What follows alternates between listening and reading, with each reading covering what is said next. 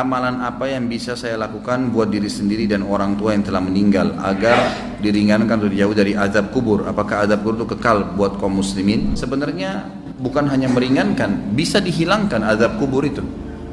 Kalau seseorang anak misalnya sering beristighfar kepada Allah untuk orang tuanya, dia sering beristighfar, ya Allah ampunilah kedua orang tuaku, seperti doa yang masyhur Allah ajarkan, Rabbi ghafirli wali walidayya. Doa ini pada saat mereka hidup atau mereka meninggal. Bukan mustahil karena seringnya orang mendoakan, maka dosa-dosanya diampuni oleh Allah. Dan kalau dosanya sudah bersih karena istighfar anaknya, maka bisa saja dia selamat dari azab kubur, nggak diazab lagi, gitu kan. Kalau dia hanya sekedar mendoakan beberapa kali dan memang kadar dosanya belum bersih, maka azab kubur akan datang, tapi pasti memang meringankan. Cuman saya bahasakan bisa saja hilang, bisa saja hilang. Kalau penanya ini yang maksudkan adalah apa yang saya harus kerjakan selama saya hidup, perbanyak amal soleh, semua amal soleh. Jangan tinggalkan peluang apapun dalam mengerjakan kegiatan atau perbuatan amal soleh apapun, sekecil apapun. Apa saja, senyum dengan muslim, bersedekah dengan 1.000 rupiah, apa saja yang kebetulan Allah sedang mudahkan di depan mata kita, jangan disia-siakan, kerjakan semuanya. Sebagaimana sabda Nabi SAW, la tahkiranna minal ma'rufi syai'a. Jangan pelit-pelit dengan perbuatan amal saleh. Kita temui ada satu orang yang lagi sedih, senangkan dia, tanya ada masalah apa, hibur, berikan nasihat. Ada orang yang sedang salah, luruskan dengan nasihat. Ada orang sedang butuh, kita bantu. Ada orang sedang sakit, dijenguk. Ada orang yang sedang terdolimi, kita tolong, gitu kan. Seperti itu. Jadi memang apa saja amal saleh. Ada orang yang sedang minta-minta, kita berikan. Jadi memang kita melakukan amal-amal saleh dan tidak memilih-milih amal soleh tersebut. Kita tidak pernah mengetahui kadar pahala yang telah Allah janjikan. Lakukan saja. Ada satu wanita namanya Zubaidah. Zubaidah ini istrinya Harun al-Rashid. Kalau teman-teman pernah dengar, ada satu khalifah Abbasi, dinasti Abbasiyah namanya Harun Rashid. Orangnya sangat terkenal dengan wibawahnya, dengan kekuatan militernya. Waktu itu Islam sangat berjaya gitu. Istrinya namanya Zubaidah, terkenal sekali. Zubaidah ini suka bersedekah sampai sekarang kalau Bapak Ibu sekalian lagi melewatin antara Arafah ke Muzdalifah, itu ada seperti benteng bangunan lama gitu, cukup panjang berapa kilometer, itu dibangun oleh Zubaidah untuk memberikan minum jemaah haji karena sukanya beramal saleh gitu. Subhanallah, dinukil dalam buku-buku yang tujuannya menceritakan masalah keimanan. Pada saat Zubaidah meninggal, maka ada salah satu dari kerabatnya mimpi melihat Zubaidah. Lalu kerabatnya ini menanyakan, yang sering dibantu oleh Zubaidah, bagaimana Allah balas kamu dengan pancuran air yang kamu buat berapa kilo itu di Arafah? Kata dia, tidak ada satupun yang saya dapatkan pahala karena saya melakukannya riya untuk manusia. Lalu bagaimana keadaanmu? Kata kerabatnya, dia bilang, Allah telah ngampuni saya dengan sholat malam, 2 rakaat sholat malam yang saya rutin jaga setiap malam. Justru karena itu Allah ampuni. Kita nggak pernah tahu amal soleh mana yang Allah ampuni dosa-dosa kita. Maka kerjakan semua amal soleh, semua, jangan dipilah-pilah. Ada teman-teman subhanallah masuk masjid, ada kesempatan sholat sunnah qabliyah, enggak, duduk sibuk dengan HP-nya. Ada kesempatan lagi macet jalanan, bisa buka HP untuk baca Quran, bukan baca SMS, baca Al-Quran. Beberapa ayat bisa dilakukan sebenarnya, gitu ya. Tapi nggak dilakukan. Ada orang yang lagi minta, dibisikin sedikit sama syaitan, sudahlah, dia sudah mampu, nanti di depan. Kita nggak sedekah, enggak. Semua peluang amal soleh lakukan, semua amal soleh lakukan. Dan ingat, untuk beramal soleh harus Bapak Ibu sekalian dipaksakan. Nggak bisa.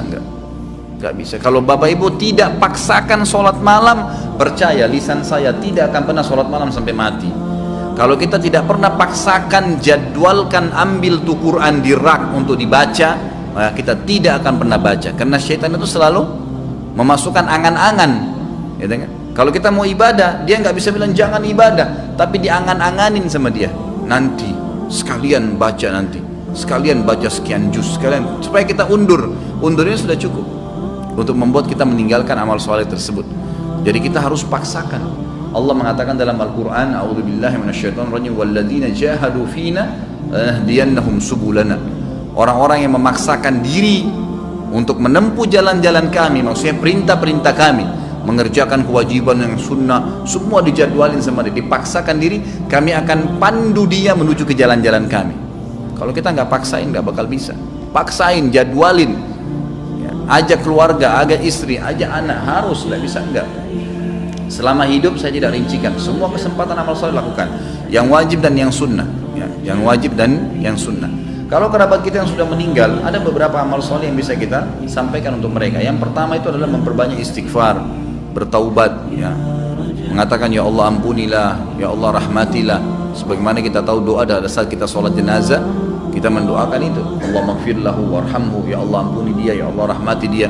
Tadi doa Rabbi ghafirli wali walidayya untuk orang tua, itu juga termasuk minta agar diampuni. Allah maghfir lil muslimina wal muslimat, itu untuk orang hidup dan mati kita bisa doakan istighfar. Ini sangat besar manfaatnya. Ada juga dalam hadis Bukhari dijelaskan akan datang nanti seseorang pada hari kiamat dikasih pahala bergunung-gunung. Jadi ternyata orang ini amal solehnya sudah banyak dan dia selamat dari azab kubur karena amal solehnya banyak, dosanya bisa dikatakan tidak ada atau sedikit sekali.